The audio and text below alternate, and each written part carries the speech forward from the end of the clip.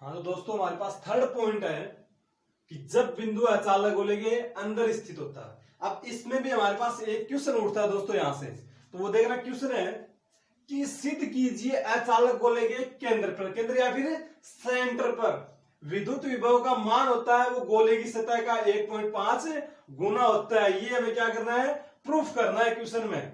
तो यहां पे देखना पॉइंट कहां पे स्थित है, हमारे पास अचालक गोले के अंदर स्थित है। तो हमारे पास ये, तो हमारे पास आर रेडियस का कोई अचालक गोला है दोस्तों, जिसके लिए चार्ज क्या हमारे पास क्यू।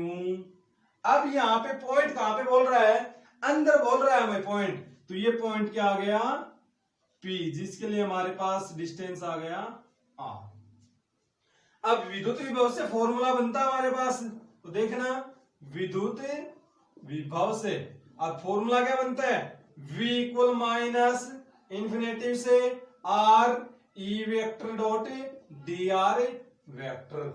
तो यहां से देखना दोस्तों हमारे पास जो विद्युत क्षेत्र की जो तीव्रता होती है E, वो दूरी R पर एक समान रूप से निर्भर नहीं करती है। क्यों? क्योंकि एक पॉइंट तो आता है अनंत से, तो अनंत से और सतह के लिए हमारे पास जो दूरी होती है वो क्या होती है, व्युत्क्रमानुपाती होती है। या फिर अनंत से सतह के लिए विद्युत क्षेत्र क्या होता है, आउट के लिए, तो आउट के लिए क्या होता है विद्युत क्षेत्र, दूरी के वर्ग के व्युत्क्रमानुपाती होता है। एक पॉइंट तो ये आ गया दोस्तों। सेकंड पॉइंट क्या आता है हमारे पास, जब बिंदु सतह से अंदर इनसाइड में, तो सतह से अंदर के लिए दूरी r के समानुपाती होती है। क्या होती है दूरी r के समानुपाती, विद्युत क्षेत्र। तो देखना कैसे समझेंगे इनको।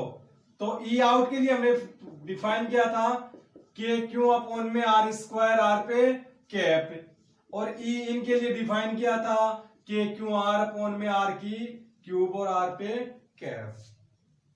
तो ये तो किसके लिए आ गई, आउट के लिए। तो किससे, अनंत से सतह के लिए। तो अनंत से सतह पर विद्युत क्षेत्र क्या होता है, दूरी के वर्ग के व्युत्क्रमानुपाती। ऐसे लिख सकते हैं हम इसको, दूरी के वर्ग के व्युत्क्रमानुपाती। जबकि ये किसके लिए, इनके लिए। तो इनके लिए कहां से आएगा, सतह से अंदर। तो सतह से अंदर के लिए हमारे पास जो विद्युत क्षेत्र होता है वो क्या होता है, दूरी r के समानुपाती होता है। इस वजह से हम इस समाकलन को, इस इंटीग्रल को कितने भागों में डिवाइड करते हैं, दो भागों में। क्यों? क्योंकि ये विद्युत क्षेत्र होता है वो दूरी r पर एक समान रूप से निर्भर नहीं करता है। क्यों? क्योंकि अनंत से सतह के लिए तो हमारे पास दूरी के वर्ग के व्युत्क्रमानुपाती होता है विद्युत क्षेत्र, जबकि सतह से अंदर के लिए विद्युत क्षेत्र होता है वो दूरी r के क्या होता है, समानुपाती होता है। इस वजह से हम इस समाकलन को कितने पार्ट में डिवाइड करते हैं, दो भागों में। तो क्या आएगा देखना, तो समाकलन को दो भागों में विभक्त करते हैं, तो दो भागों में विभक्त करते हैं।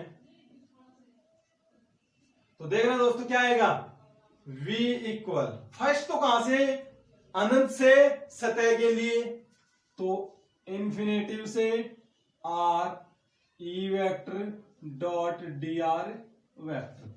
तो सतह से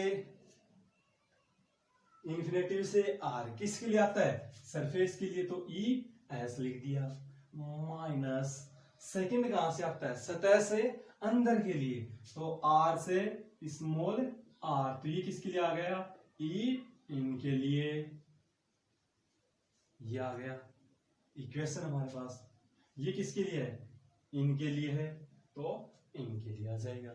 अब यहां से देखना दोस्तों, E वेक्टर इसके लिए, सरफेस के लिए, तो सरफेस के लिए हम पहले ज्ञात कर चुके हैं। देखना क्या ज्ञात कर चुके हम, इन्फिनेटिव से r minus E vector surface, जब बिंदु कहां पे स्थित हो, सतह पे स्थित हो, तो के क्यू अपॉन में r कर चुके हैं दोस्तों।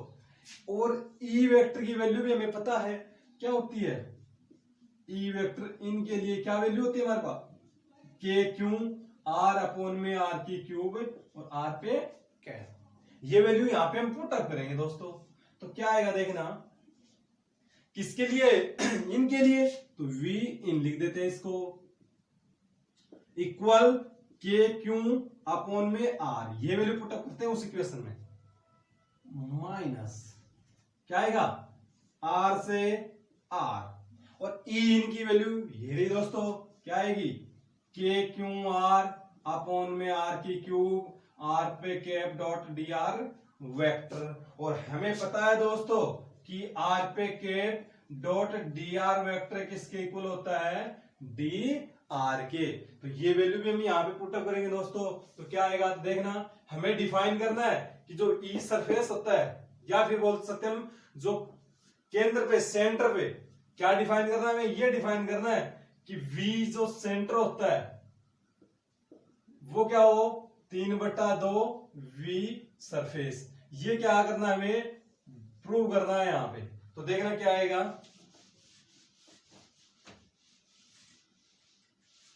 तो देखना दोस्तों, अब यहां से ये वैल्यू पुटअप करेंगे तो क्या आएगा, वी इन इक्वल के क्यू आर माइनस के क्यू अपॉन में आर की क्यूब, लिमिट आर से आर और आर डी आर। अब हमारे पास इंटीग्रेशन करेंगे इसका। अब इंटीग्रेशन के लिए वैल्यू क्या क्या होती है हमारे पास, देखना दोस्तों, तो देखना फॉर्मूला सर्वप्रथम तो इंटीग्रेशन का, तो x की पावर n dx, और x की पावर n dx का हमारे पास जो फॉर्मूला होता है वो क्या होता है, x की पावर n प्लस 1 अपॉन में n प्लस 1। ये फॉर्मूला लगाएंगे यहाँ पे, तो क्या आएगा v इन इक्वल के क्यू अपॉन में r माइनस के क्यू अपॉन में r की क्यूब, इंटीग्रेशन करेंगे तो r की पावर 2 अपॉन में 2 r से r।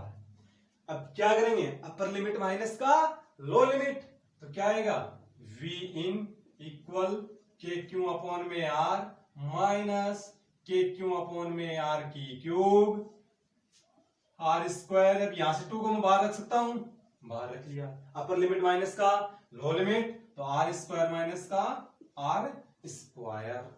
अब इसको अंदर मल्टीप्लाई करेंगे तो क्या आएगा, v इन इक्वल के क्यू अपॉन में r माइनस के क्यू अपॉन में 2r की क्यूब, मल्टीप्लाई करेंगे ये आ गया, इसको इससे मल्टीप्लाई करेंगे तो माइनस माइनस से प्लस के क्यू आर स्क्वायर से r की क्यूब कैंसिल, क्या बचता है r, तो 2r।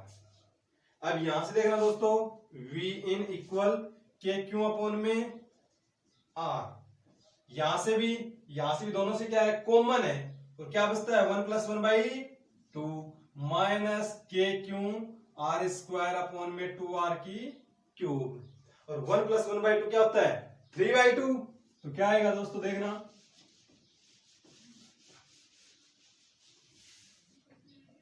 v इन के लिए तो 3/2 के क्यू अपॉन में r माइनस के क्यू आर स्क्वायर अपॉन में 2r की क्यूब। अब यहां से देखना कहां पे पूछा हमें, सेंटर पर, तो जब बिंदु कहां पे हो, केंद्र पर, तो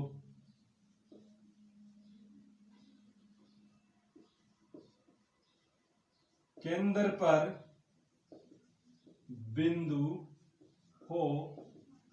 अब देखना केंद्र पर हमारे पास डिस्टेंस नहीं रहता है, तो r किसके इक्वल आ जाएगा 0 के, तो क्या आ जाएगा यहां से v सेंटर इक्वल 3/2 के क्यू अपॉन में r, और के क्यू अपॉन में r किसके इक्वल होती है ये वैल्यू, तो ये वैल्यू होती है हमारे पास v सरफेस के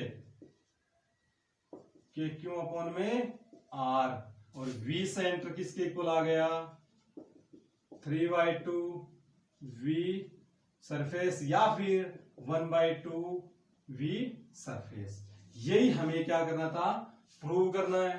तो ये आ गया हमारे पास हेंस प्रूव्ड, या फिर इति सिद्धम, ये आ गया दोस्तों। ये क्या करना था, हमें प्रूव करना था यहाँ पे। अब इनके लिए तो हमारे पास इक्वेशन यहीं तक बनती है, और सेंटर के लिए इक्वेशन ये बनती है। अब देखना हमारे पास अब इसके लिए दोस्तों बनाएंगे ग्राफ। तो देखना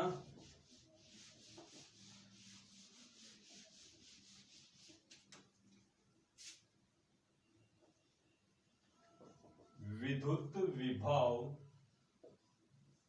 तथा दूरी r के मध्य ग्राफ।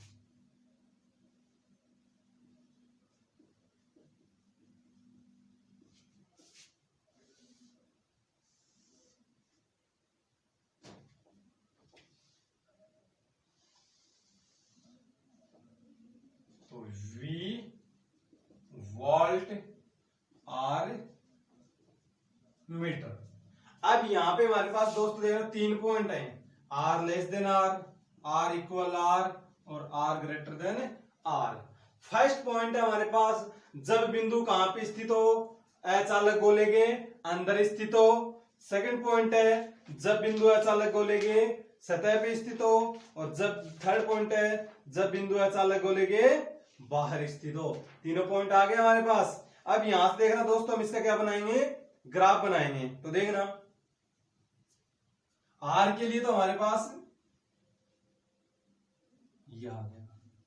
अब देखना V इन R पे हमारे पास डिपेंड कर ही नहीं रहा है, तो क्या आ गया, ये आ गया। और V आउट क्या होता है हमारे पास, के क्यू अपॉन में R, या फिर बोल सकते हैं हम इनवर्सली होता है किसके, R के। तो ये किसके लिए आ गया हमारे पास, V आउट के लिए। तो V आउट वन अपॉन में R और V एस इक्वल के क्यू अपॉन में R। अब यहां पे जो सेंटर है, सेंटर के लिए क्या है 3/2 VS। तो ये हमारे पास किसके लिए आ गया, सेंटर के लिए। तो V सेंटर किसके इक्वल है 1.5 V सरफेस के लिए, या फिर V centre equal 3/2 V surface. या फिर हम लिख सकते हैं कि जो V सेंटर होता है वो दूरी R की क्या होता है, व्युत्क्रमानुपाती होता है। ये हमारे पास यहां से क्या बनती है, इसके लिए ग्राफ बनती है। तो ये हमारे पास ग्राफ आ गई किसके मध्य, विद्युत विभव तथा दूरी R के मध्य। ये हमारे पास टॉपिक होता है क्लियर। ये जितने भी हमारे पास 3 फंडे लगते हैं यहाँ पे तीनों क्लियर है।